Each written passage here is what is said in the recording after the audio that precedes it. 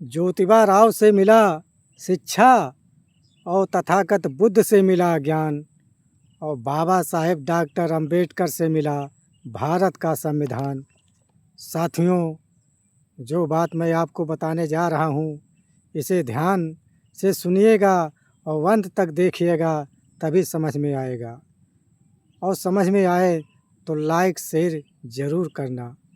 साथियों, प्रकृति ने इंसान बनाया और इंसान ने धर्म बनाया और धर्म ने इंसान को अज्ञानी, अंधविश्वासी, पाखंडी, मानसिक गुलाम, उग्रवादी, आतंकवादी और इंसान को दुश्मन बनाया। इंसान को समाप्त करने के लिए परमाणु बम बनाया, जो सब कुछ समाप्त कर देगा। जब इंसान ही नहीं रहेगा तो धर्म कहाँ रहेगा? सोचो, इंसान चाहिए या धर्म? भारतवर्ष में मूल समाज के लोग मूर्ख नहीं हैं। हाँ, उन्हें गंवार और जाहिल समझा जा सकता है। जो गंवार की श्रेणी में आते हैं उन्हें ऐसे अवसर नहीं मिल सकते जिनसे ये अपना गंवारपन दूर कर पाते। गंवार की श्रेणी में आने वाले लोग किसी भी जात या धर्म से संबंधित क्यों नहीं हो, हम उन्हें भोले भाले और सीधे साधे लोगों को श्रेणी में समझते हैं। मगर जो लोग जाहिल की श्रेणी में आते हैं उनमें हठ धार्मिकता कूट कूट कर भरी हुई है। ऐसे लोग हर जाति और धर्म में पाए जाते हैं। ये हठ धार्मिकता ही उन्हें मानसिक गुलाम बनाने में महत्वपूर्ण भूमिका निभाती हैं। आजकल अंधभक्त शब्द का प्रचलन काफ़ी ज़ोर शोर से चल रहा है। ये अंधभक्ति करने वाले लोग ही मानसिक गुलाम की श्रेणी में आते हैं। ये इतने हठ धार्मिक होते हैं कि इन्हें समझा पाना मुश्किल ही नहीं बल्कि असंभव है। एक बार तथागत गौतम बुद्ध टहलते हुए कमलों की बस्ती में गए तो कमलों ने उनसे कहा, मैंने कमला आदमी का एक भक्त था और उनके पास तथागत बुद्ध घूमते घूमते उनके पास गए तो उसने कहा, यह जो भी पीले वस्त्र पहनकर आता है वह ही अपने आप को सबसे बड़ा ज्ञानी बताता है। कमलों ने बुद्ध से कहा कि आज दुनिया में असत्य का बोलबाला है, चोरी करने वाला ज़्यादा है, झूठ बोलने वाला ज़्यादा है, मक्कार किस्म के लोग ज़्यादा हैं और ये लोग अच्छे बन कर हमारे बीच आते हैं। हम इनमें से इनको कैसे पहचाने कि कौन सही है कौन गलत है? साथियों, बुद्ध ने कहा कि आपका सवाल बिल्कुल सही है। बुद्ध ने कहा, आपकी सवाल बिल्कुल सही है, इसलिए मैं आपको सही और गलत की पहचान करने का फार्मूला देता हूँ। इसके बाद आप कभी भी भटकाव के रास्ते पर नहीं जाएंगे। इसके बाद बुद्ध ने कमलों को समझाते हुए कहा कि साथियों, सोचने समझने की बात है। बुद्ध ने कमलों को क्या समझाते हैं, ज़रा गौर से सुनिएगा कि बुद्ध और कमला के बीच में जो वार्ता हो रही है, बुद्ध ने क्या कह रहे हैं, ज़रा ध्यान से बहुजन समाज और भारत के सभी इंसान को आप गौर से सुनिएगा कि बुद्ध कमला से क्या कह रहे हैं।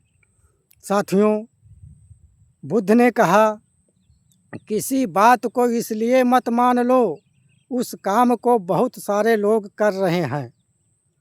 बुद्ध ने कहा, किसी बात को इसलिए मत मान लो कि उस काम को बहुत सारे लोग कर रहे हैं।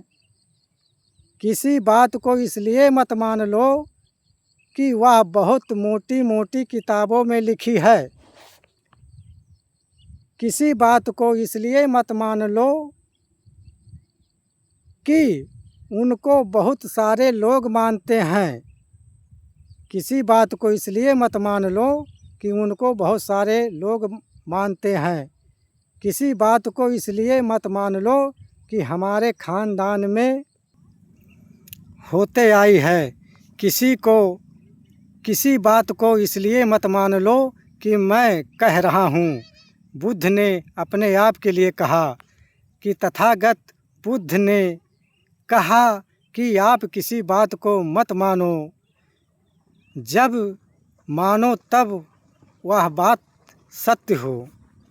सत्य और तर्क की कसौटी पर खरी उतरी और तत्कालीन परिस्थितियों में मानव के हित में हो तथा उसी बात को मानना, नहीं तो मानने की कोई ज़रूरत नहीं। तथागत बुद्ध ने कहा कि सत्य की कसौटी पे जो बात सही लगे उसे मानो, जो ना सही लगे उसे मत मानो। साथियों, आज हमारे बीच बुद्ध नहीं है। 25 साल पहले बुद्ध ने कहा कि दुनिया में कोई दुख है, कोई समस्या है तो उनका कोई ना कोई कारण है। अगर आज हमारा देश ऐसे दौर में पहुंचा है, अगर आज देश में बहुजन समाज के प्रतिनिधित्व के ऊपर खतरा है, अगर आज संविधान के ऊपर खतरा है, अगर आज लोकतंत्र के ऊपर खतरा है, इसका मतलब है कि इसका कोई ना कोई कारण है। अगर इसका कोई ना कोई कारण है तो इसका कोई ना कोई निवारण भी है। अगर तो कारण है तो निवारण भी है। हमें सिर्फ एक ही बात करनी है कि इसके उचित मार्ग को तलाश करनी चाहिए, क्योंकि दुनिया में सबसे कुछ फेल हो सकता है लेकिन बुद्ध कभी फेल नहीं हो सकते। बुद्ध की वाणी, जो बुद्ध का ज्ञान है, वो कभी फेल नहीं हो सकता।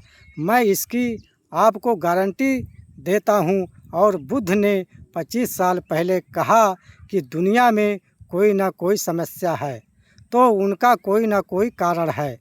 इसका मतलब है अगर आरक्षण को खतरा है, लोकतंत्र को खतरा है, संविधान को खतरा है तो इसका कोई ना कोई कारण है। और इसका कारण एक यही है कि इस देश में 99 लोग सिर्फ बाबा साहेब अम्बेडकर का नाम लेते हैं, बुद्ध का नाम लेते हैं, बाबा साहेब की बात नहीं मानते, बुद्ध की बात नहीं मानते। दुनिया में चाहे जितना बड़ा डॉक्टर हो जिससे आप अपना इलाज कराओ, अगर उनकी फ़ोटो पर धूप बत्ती अगरबत्ती लगाने से तुम्हारी तबीयत ठीक नहीं होगी। सिर्फ़ और सिर्फ उस डॉक्टर की दवा खाने से ही तुम्हारी तबीयत ठीक होगी। जिस दिन तुमने बुद्ध के विचारों को मान लिया, जिस दिन अपने बाबा साहेब डॉक्टर अम्बेडकर के विचारों को मान लिया, जिस दिन रामस्वरूप वर्मा के विचारों को मान लिया, जिस दिन इस देश की समस्या ख़त्म हो जाएगी तो हमारे समस्या तो अपने आप ही ख़त्म हो जाएगी। आज हमारे देश में शिक्षा की कमी है, देश भूखमरी के दौर से गुजर रहा है, लाखों लोग भूख से मर जाते हैं, लाखों लोग कुपोषण के शिकार होते हैं, लाखों लोग इलाज के अभाव में मर जाते हैं, लाखों लोग इस देश में अच्छा कपड़ा नहीं पहन पाते, लाखों लोग रात को भरपेट खाना खा कर नहीं सोते। उसका सिर्फ एक ही कारण है कि ये देश बुद्ध को भूल गया। उसका सिर्फ एक ही कारण है कि यह देश बुद्ध को भूल गया और बहुजन समाज के लोग बाबा साहेब डॉक्टर अम्बेडकर की बातों को भूल गए। इसलिए इस देश में सारे समस्या खड़ी हुई है। आप जापान को देख लो, बुद्ध की वजह से ताकतवर है। आप चीन को देख लो, बुद्ध की वजह से ताकतवर है। आप पूरी दुनिया को देख लो, वहाँ बुद्ध के विचार है, इसलिए वह देश ताकतवर है। हमारे पास बुद्ध के विचार नहीं हैं। मैं कई बार सोचता हूँ, जब मैं इस देश के मूल निवासी के बारे में विचार करता हूँ तो मुझे महसूस होता है कि इस मनुवादियों को बुद्ध की मूर्त से डर नहीं है, बुद्ध की मूर्तियों से डर नहीं लगता है। इनको तो बुद्ध के विचारों से डर लगता है, क्योंकि बुद्ध ने जो ज्ञान दिया है वो अंधविश्वास को त्याग कर बताया है कि मूर्ति पूजा नहीं करना चाहिए। तथागत बुद्ध ने कहा कि अपना दीपक स्वयं बनो, क्योंकि बुद्ध के विचार इनके लिए खतरनाक हैं, क्योंकि बुद्ध का विचार तो मानवता का है। इसलिए बुद्ध से उनसे खतरा नहीं है, बुद्ध के विचारों से खतरा है। आज से तथागत बुद्ध के चित्र मूर्तियों को देखकर ये संकल्प करेंगे कि आज से ही हम बुद्ध के शिक्षाओं का पालन करेंगे।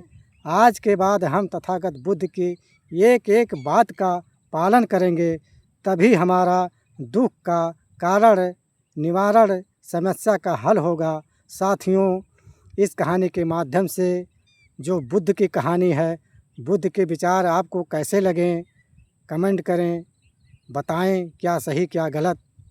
जय भीम, जय संविधान, जय अर्जक, जय विज्ञान, जय भारत।